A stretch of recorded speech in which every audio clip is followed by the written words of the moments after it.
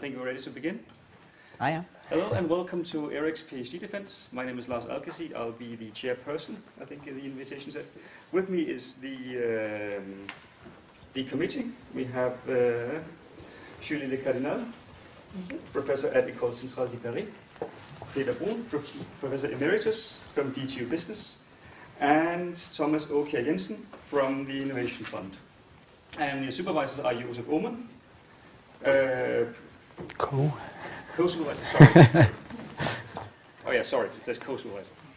Co-supervisor Josef Oman, associate professor at DTU Management, and main supervisor then, Seima Ahmed Christensen, professor at Imperial College. All right, the procedure is, Erik, that you will have 45 minutes to present your thesis, after which we'll have a 15-minute break. And if you have any questions to Erik after he presented your thesis, please come to me in the break, and you will have an opportunity to ask them after the break. All right? Yeah. Go ahead, Erik. Your 45 minutes starts. So I will fire this up.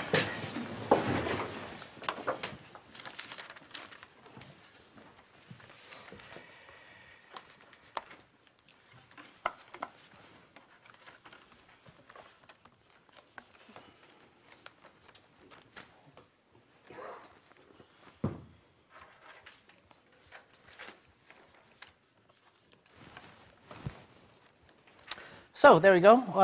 Thank you, Lars, for the introduction. And welcome, everybody. Nice to see so many people around here for this lecture on defense of my PhD, which has the title Decision Making in Global Product Development, and the subtitle Towards a Better Understanding and Support of Strategic Outsourcing and Offshoring Decisions. Like Lars already mentioned, so the work I'm presenting here has been supervised by Professor Seima Ahmed Christensen, and I had Joseph as my co-supervisor. The work has been co-funded between DTU and the Danish Industry Foundation, Industriens Fund. And just to give you an overview of what I will be taking you through for the next 45 minutes, I'll give a brief introduction to the overall project and the context of it. Then I will tell you a little bit about why I have studied global product development and decision making. Then I will give you a summary of the main theories that lie behind the research work, and the key theoretical concepts that I built upon. Then I'll present to you the research itself, so the research objectives and the research questions that I'm seeking answer to. And then I will also give you a summary of the methodology that I have applied to do my research. The main focus will be on the results. So I will take you through the findings, some of the general findings, research question by research question, but I will also present to you a decision support tool that I have developed and a new model that I have developed as well. I will then conclude on all this, take the main conclusions, also what has the contribution been to both academia and to industry, and I will sum it up with some directions for now that this research has been done, where can it go and take it further into the future, and conclude and sum up on that, and then we will have the question session. So like I said, the research is part of a larger project founded by the Danish Industry Foundation. That project has been running since 2012 and runs until next year. The project focuses on methods and tools for global product development, and it involves a large network of Danish engineering companies. For my research, I have been closely collaborating with 3 Danish engineering companies. They are anonymous both throughout the thesis and here, so I won't mention their names. In this project from the Industry Foundation, there are 3 tracks. So one of them is looking at joint innovation, but also how agile product development models can be used in that. Then there's the decision making in global product development, which is my research and what we're going through today. And then there is performance measurement for global product development. It's a project that has been run by my colleague Tom, who defended his PhD on that subject a couple of months ago. So why is it interesting to study global product development? And I might call it GPD later on because global product development is a very long word. So now it's set that GPD, whenever I say GPD, it's global product development. Even this has been carried out for quite a while. There's still a lack of research in the understanding of decisions and the consequences of these decisions. And most often the GPD approach is made on a learning by doing basis, and that can be very costly and very time consuming, obviously, for the companies doing it. Much has been said also about what global product development is and why it should be done, but there's still a lack of practical support tools which practitioners can actually use in order to run global product development. Why is it interesting to study decision-making related to GPD? Well, there's an uncertainty that naturally comes with GPD decisions because it's not something, often it is not something that the firm has done before. So they venture out into something new where they have little or no experience. There's also a paradox built into it because on one hand, the rational decision-making process assumes that you have all the information available and you can make your decisions based on all this information. But because it is global product development, and like I said, they often do not have the experience. Actually, they do not have all the information. So this is also what I'm addressing in the research.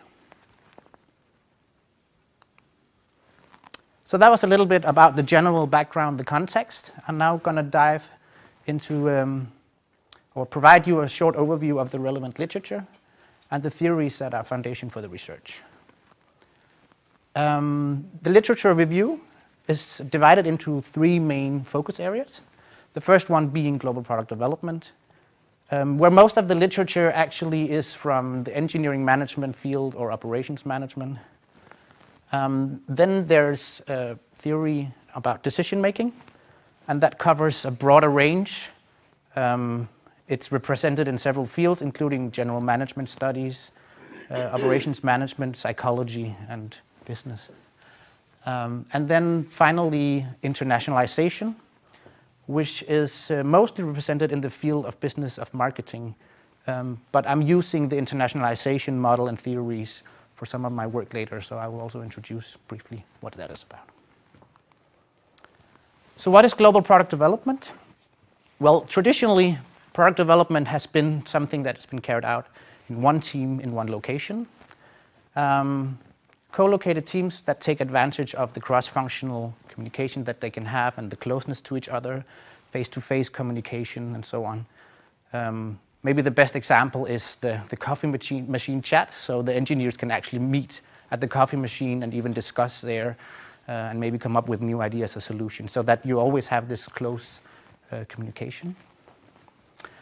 Global product development, on the other hand, well, all of a sudden you have the teams distributed in several locations, maybe even in several different companies, but working together on development.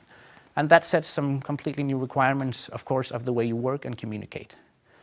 It has been enabled by the technology moving forward and new digital communications and so on. But yeah, obviously it gives some new challenges. Just some definitions here. So when I'm talking about global product development, well, that's when the companies have their product development activities globally distributed. I'm also sometimes talking about global product development processes, and that is the globalization of tasks and activities throughout the whole product development process. So that can be from the earliest concept generating and idea stages all the way through to the final stages and testing and production. There's two main ways you can do or achieve global product development, and that's through outsourcing or offshoring. And just to briefly set the stage here as well, outsourcing is about moving a task to a facility that is owned by someone else, so a third-party supplier that makes part of your product or part of your processes and delivers that. The classic example is a company moving out development of a part to a low-cost country third-party supplier. Offshoring, on the other hand, is where the company moves the activities abroad, overseas, but still keeps the control of it, so having it within the company boundaries. That can be a good idea if you want to keep close control over your own activities, or also if you want to keep the knowledge within the organization. There's been quite a lot of research both into what are the motivations, why are we doing global product development. This is a summary of some of them. Traditionally, there has been a huge focus on cost reductions, so saving labor cost or production cost, many different types of costs.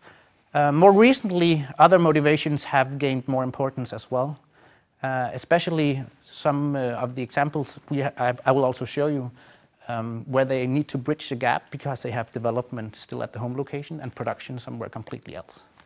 So getting closer to the production with the development activities. But there's also the whole motivation of getting into new markets, getting access to new customers, or access to specific knowledge and technology, which can be achieved by starting development globally in some technology or knowledge clusters around the world. Of course, there are also some challenges with GPD, and these have been fairly well researched as well. Some of the obvious ones are that you will have cultural differences. You might have completely different organizations in the locations. It sets very high requirements for how do you communicate. Is one part used to just communicate by sending emails, and another site is used to picking up the phone or talking to each other face to face. So you need to address these things. It also sets some very high requirements for how you share knowledge in the organization and how you document everything, because it needs to be much more clearly documented when you have the teams distributed. Another thing that is also commonly seen is a lack of common vision. So these teams that are in different locations might not even have the same idea of where we're going, which direction. And there are also some more practical challenges going all the way down to intellectual property rights and so on. And then there's interfaces, and these can actually be both product interfaces, where you might have different modules of a product that need the right interfaces, but it can also be in the organization that you need to define new interfaces in order to make it work.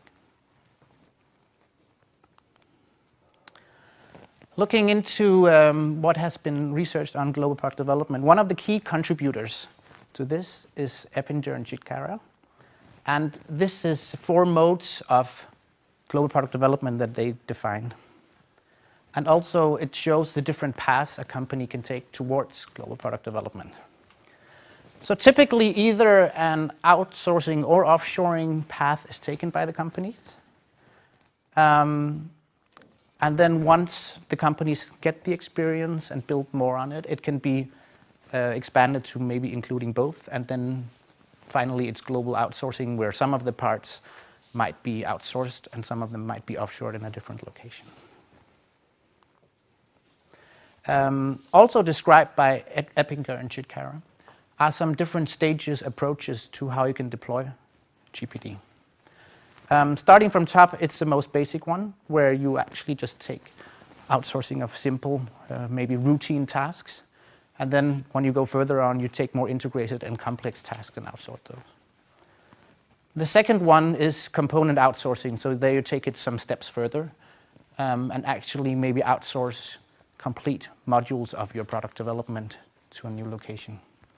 And then finally, they have what they call the captive design center, which covers everything from maybe starting with the simple tasks, going more towards complete modules or subsystems that are outsourced. And finally, in the end, actually having completely new global products developed across the different development sites. More recently, some work by Verens et al. Also shows what they call an offshoring trajectory. And it's a 5-stage model and kind of has the same elements to it, that it starts with everything being based on the home-based site. And then gradually the offshore site gets more responsibility, but also more competencies. So in the beginning, they might do simple tasks, just as we saw in the Eppinger model. But gradually, as you go through the steps, the offshore site gets more competencies and more responsibilities. And finally, what they call integrations and optimization in stage 5 is kind of the same with the captive design center. So that was on global product development. I will also touch upon the theories for decision making. And basically, you can say there are three theories I want to introduce. The first is the rational decision making, and rational decision making assumes that decision makers are rational, and that they can take all available information in and make the decisions based on analysis of the different options. Whereas politics and power more sees organizations as coalitions that have conflicting interests, and the way that the decisions are made are more defined by who has the power and the politics in order to get the decision through. And then the third one, the garbage can model, which is a little bit an alternative to the vision of rational decision making. It's an illustration of a very open system where information and decisions flow in and out of what's called a garbage can. So it can be decisions looking for someone to make them, decision makers looking for the right decisions, and so on. And some of it is a little bit more or less controlled by chance, you can say. Just a brief overview of some of the different theories. I'm going to focus on the rationality and the rational decision making in this project. But we can take a discussion on them later, maybe. Looking at decision types, Hickson defined that there's basically two options for management for implementing strategic decisions. There's planned options, which are dependent on experience, and so they are based on an experience-based approach. So you can plan them because you already have the information and experience. Whereas prioritized decisions are more firefighting, readiness-based approach kind of decisions. Looking at decision-making processes, there are some basic ways of seeing it. Most of them, or decision-making, is traditionally described as a sequential process, starting with some of the work from Simon, where it's 3 stages: identification, development, selection. And then further on, it has been expanded a little bit, for example, by Nutt, who has made a 5-stage process, being a little bit more detailed what happens in the different stages. So that was a little bit about decision making. I will briefly also touch upon internationalization theory. It's considered because I'm using it later on for describing how companies internationalize product development. And I've been using the Uppsala model of internationalization from Johansson and Wallner, which says that internationalization happens in some steps. Basically, there are these 4 main steps from going to no export activities. Then you start exporting. You might establish a sales subsidiary in the foreign location. And finally, you end up with manufacturing there. And it's driven by a cycle that goes through 2 different aspects. So state aspects and change aspects, where you have some sort of market knowledge whatever stage you are. Then you make some decisions. You commit more into that market. You get some new activities, and that gives you more market commitment, and that puts you further into stages. So summing it up, on global product development, it's highly relevant. A lot of engineering companies are doing this and are in the middle of it, but also a better understanding of the GPD decisions and corresponding decision support methods is needed. Decision making, widely studied, but maybe to a lesser degree in a specific global product development context. And there's also a need for strong support of the decision processes. And finally, internationalization provides a theoretical lens for the process towards global production, but it fails to describe the process toward global product development. So that was setting the theory. Let's go into a little bit of the research and the methods I have applied. I had 2 research objectives. So the first one was to understand strategic decision making in global product development and identify the motivations, methods, and required information for making these kind of decisions. The other objective was to investigate how decision making can be supported based on the insights from the research. And that was further divided up into 3 research questions. And the first research question is about how we can get this better understanding of strategic decisions. And it's addressed through a literature review and the case studies in the engineering companies. The second research question, so how can we support decision processes for global product development and reduce uncertainty when making decisions? That is addressed through a systematic analysis of the decisions, and then on the tool, the decision support tool that has been proposed. Sorry. The third research question, so how can internationalization theory and models be used to describe internationalization of product development?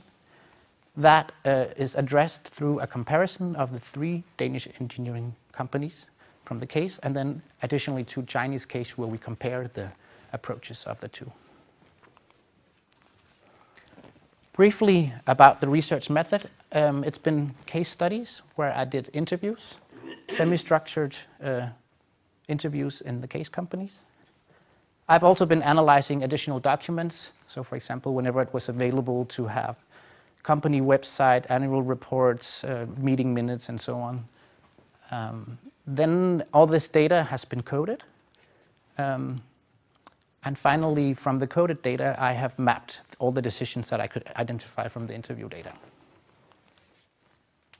And this is just an example of the coding scheme. So there have been some categories that I have been coding for each of the single decisions identified in the interview data. So what are the findings? Let's get to the results of the research. The first research question about understanding decision-making in global product development. So like I said, I was investigating this in 3 Danish engineering companies. Totally 14 semi-structured interviews in Denmark, China, and Malaysia in the product development departments of these companies. Then, as I said, it has been coded. I identified specific decisions, and then I mapped and analyzed the decisions, which were a total of 51 different decisions. Just briefly about the case companies. The first one is a medical device company, and what they had done, they have opened development centers in China and Malaysia and started developing new innovative products across these development centers. The company B is a large Danish industrial pump producer, and some of the main decisions they made was to reorganize the global organization so that they could scale up and down depending on the demand. And the third one, company C, is making analytical equipment for the food industry, and one of their main decisions was to start development activities in China. This is an example of one of the 51 decisions that have been mapped, and just to show you the logic of mapping the decision. This specific decision was in company A, and it was about including Malaysia in all the phases of a new development project. So for that, just to give you an example of how I mapped it with the coders, I mapped the motivation, which in this case was fast development of this completely new product.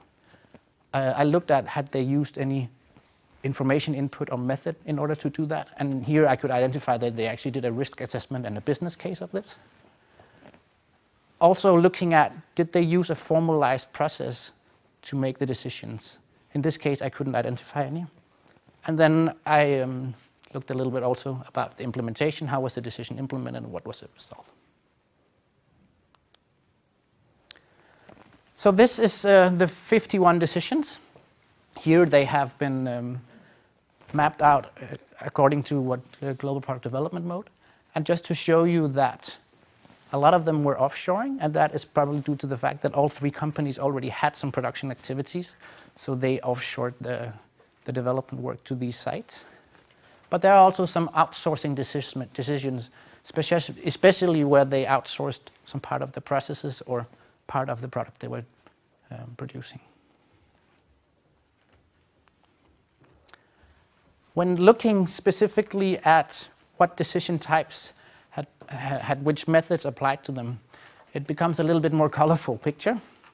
What this graph shows is here on the left side. That's basically most of the decisions where it was based on ad hoc decisions, and especially the new development side and having this distributed development or process design, it was difficult to identify decisions or specific decision-making methods. And that again maybe might be due to the fact that this was offshoring and that they already knew the location. When we look on the numbers here on the other side, it's much more outsourcing decisions. And there I could see that this is much more structured and needs much more methods and be really much more controlled. And that is probably due to the nature that when you're outsourcing, you need to be much more specific because it's not in the control of your company.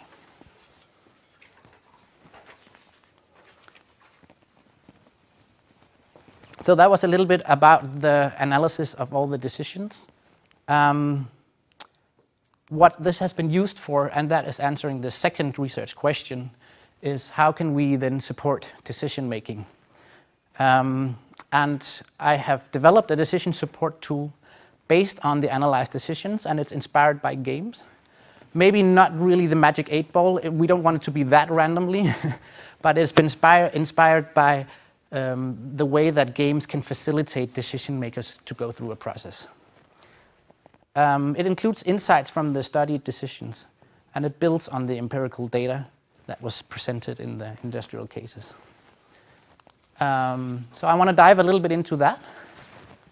The decision support methodology is based on some aims of facilitating the strategic decision making, like I said, but also to identify needed information and making these global product development decisions. Along this facilitating of decisions, I also wanted to spark the right questions so that we get away a little bit from the learning by doing approach and get it more structured, and also help decision makers taking in some of the available information that there might be from other companies.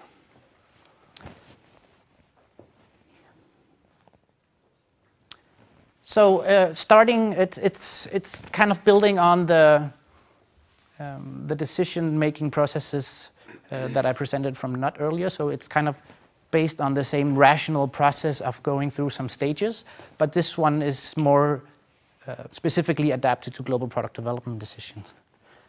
And the decision support is actually a prototype that I have developed and tested in one workshop. And I want to take you just briefly through what's in the different stages. So in the first stage, decision makers define what is it that we want to decide upon. And to facilitate that, they fill out a decision card where they give the decision an ID, and then when they go further through the process, they can fill out some of the other fields in that. Then the second stage of the process is where we identify.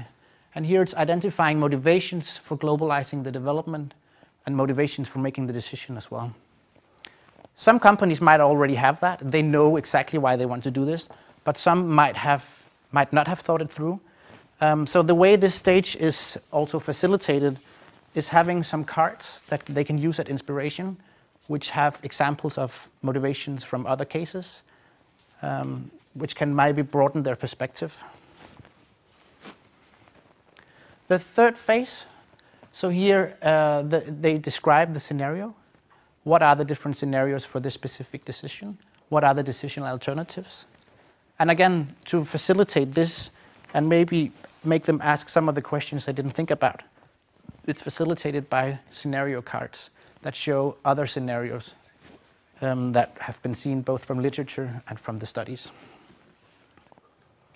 The fourth stage, so it's about evaluating the different alternatives that have been set out and also make some selection criteria. And depending on the type of decision, this can be very much different what is needed. Like I said, for example, some of the outsourcing decisions, they might have to do a very thorough risk assessment or go through a very specific vendor selection process. If it's something more broad, they might want to do a business case and so on. They might have the methods in place themselves, but again, to facilitate this stage, there are some examples of methods that can be used, and then they can choose whether they apply or not. The fifth stage, assessing it all. So this is assessment of, do we have all the needed information for making this decision? And also, are there some challenges that needs to be addressed that we haven't addressed or that we maybe weren't even aware of? And to go through that stage, again, there are some facilitation cards, and these have challenges on them. So these are some of the common challenges that have been seen both from literature and from the studies. And then they can say, oh, maybe this challenge actually applies and we need to do something about it before we get to the final decision. So again, it's a way of getting the decision makers to ask some of the questions that they might not know they need to ask. And then finally, when all this has been assessed, a decision can be made, and there's a template for how you can then turn that into action.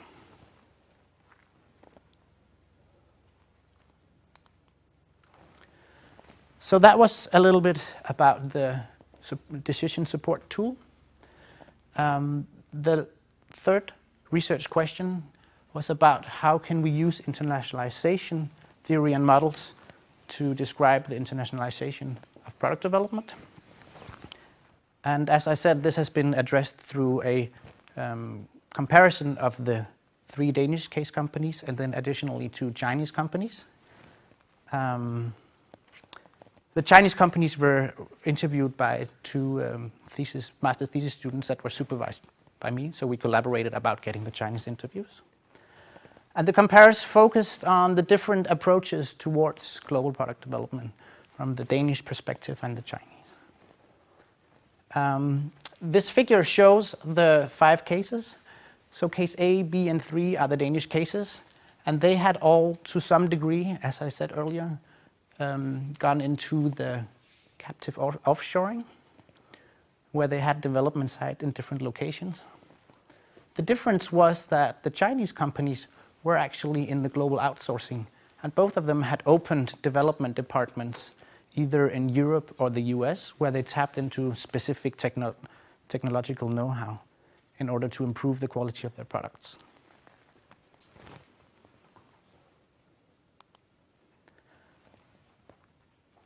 Based on the comparison of the Danish and the Chinese companies, the original model, which had the steps up to 4 with the overseas production, was expanded to include some additional phases, which describe the further progression after having established the overseas production. And the model is called the IPPD model, so Internationalization Process for Product Development, and was published earlier this year in Production Planning and Control Journal.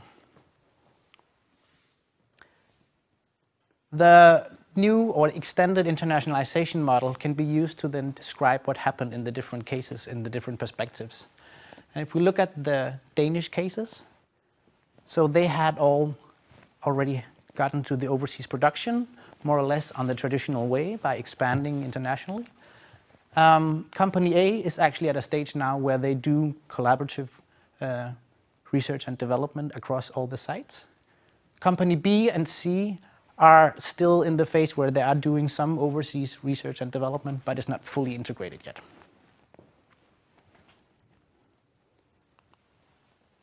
If we're looking at the Chinese companies on the other side, the model can also be used to explain what they did, but the picture is very different.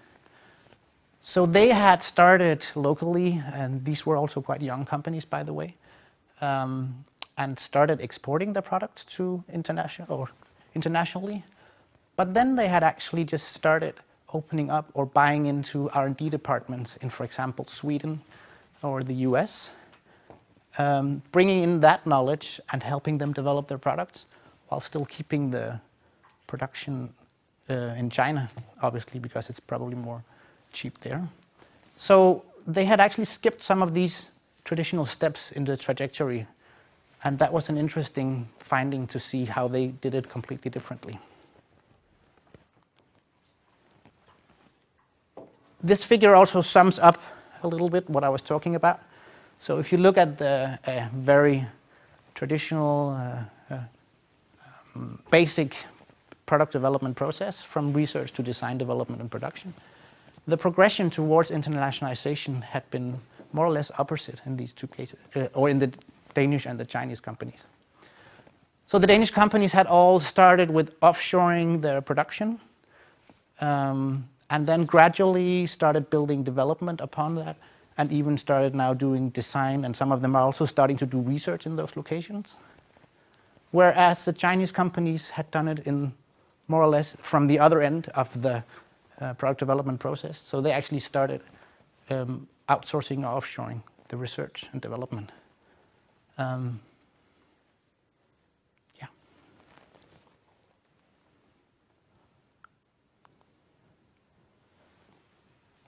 So that brings me forward to some of the conclusions on the research.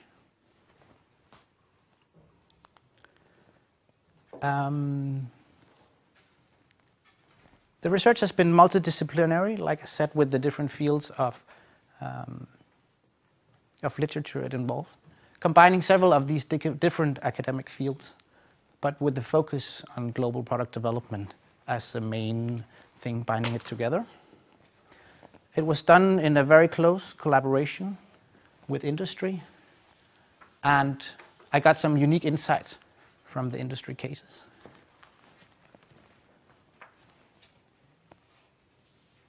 We focused on the practical application of findings for developing a decision support method.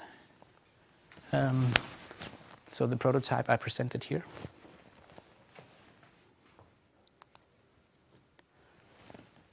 How did this research contribute? Well, to academia, an improved understanding of global product development and the decisions. Also, what methods are used for making the decisions, what impact do they have, and so on.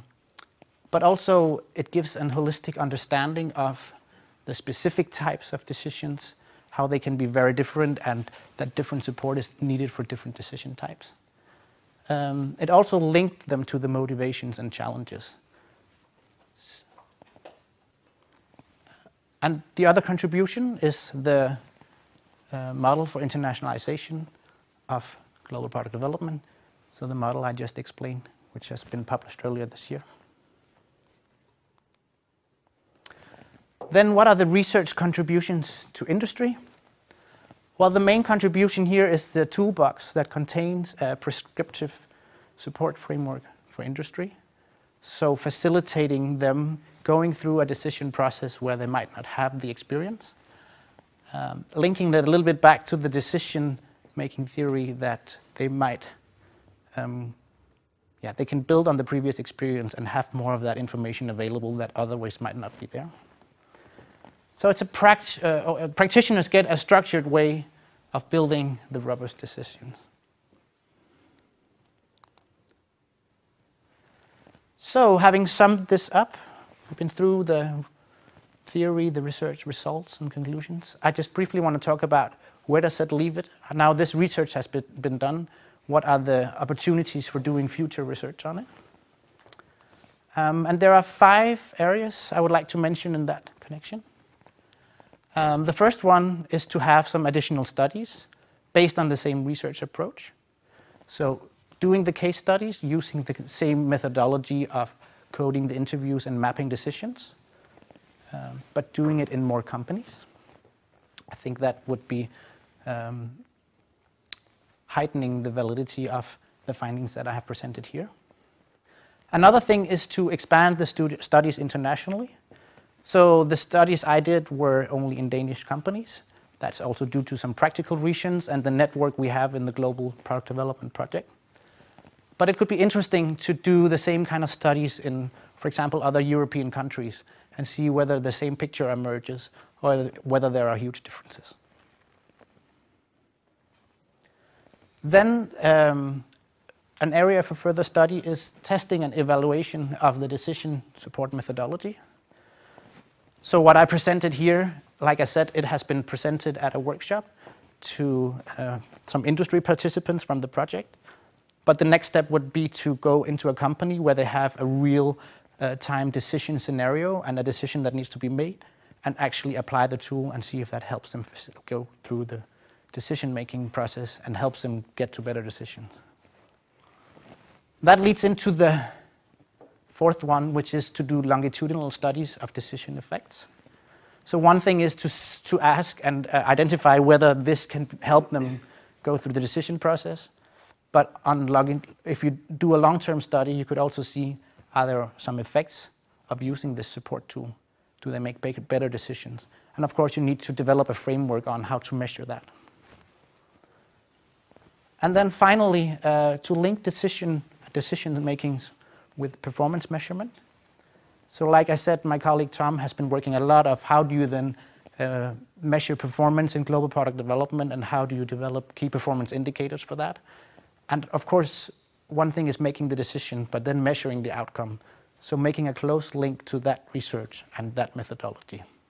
And that is a plan to make a guide that includes both decision making and performance measurement.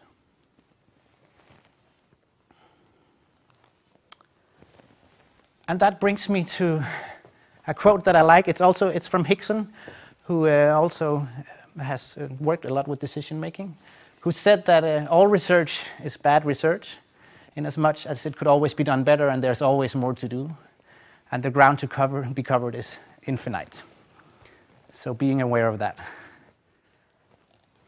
And that concludes my presentation, and I want to thank you all for listening.